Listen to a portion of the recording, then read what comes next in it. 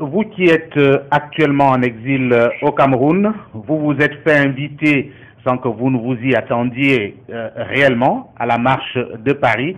Quelle est votre première impression? Bon, j'avoue que j'étais très ému de voir cette banderole-là, à mon nom, défilé avec les manifestants, et savoir que les oppresseurs étaient présents et voyaient ces gestes de la part de mes confrères, c'était aussi un motif de satisfaction.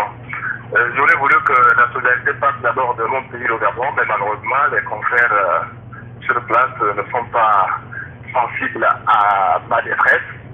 Mais le fait que ce soit parti aussi de Paris, c'est un grand signe. Ça prouve à suffisance que je ne suis pas seul dans ce combat que je mène. Ça prouve que ce qui me fait mal à tous les autres confrères, au-delà même de nos frontières.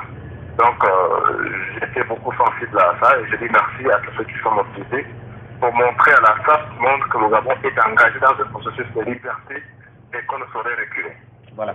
Il y a celui que vous considérez aujourd'hui comme votre bourreau, que l'on a écouté quand même sur RFI, qui dit ne pas se reconnaître dans ce qui lui est reproché aujourd'hui, notamment des affirmations qui font état que ce serait lui, ce conseiller du président de la République, qui vous pourchasserait.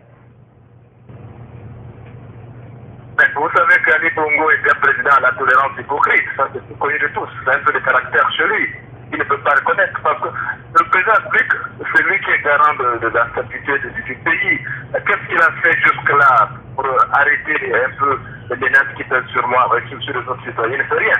Alors il essaie d'aller se balader à l'extérieur pour montrer à la face du monde que c'est un démocrate, mais c'est un dictateur. C'est lui qui fait ça.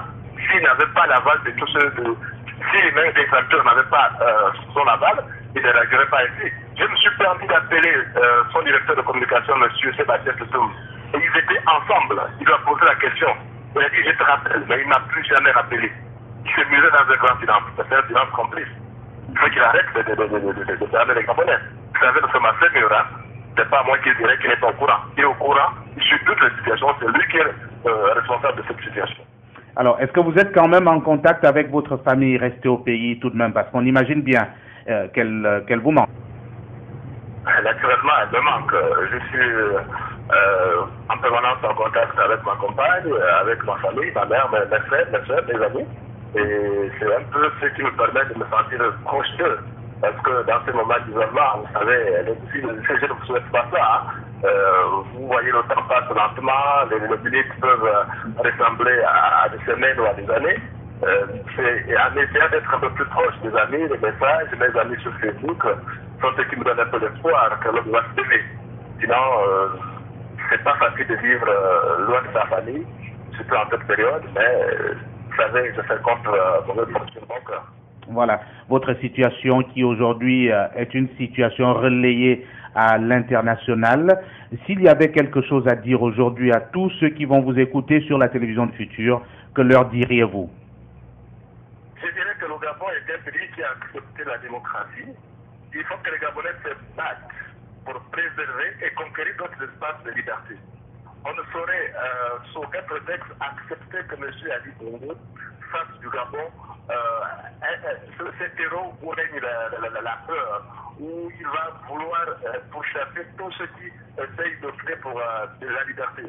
Je crois quand même que la telle expression, celle du vivant de son père, a pu être garantie. Avec son arrivée, on assiste à un anémisme.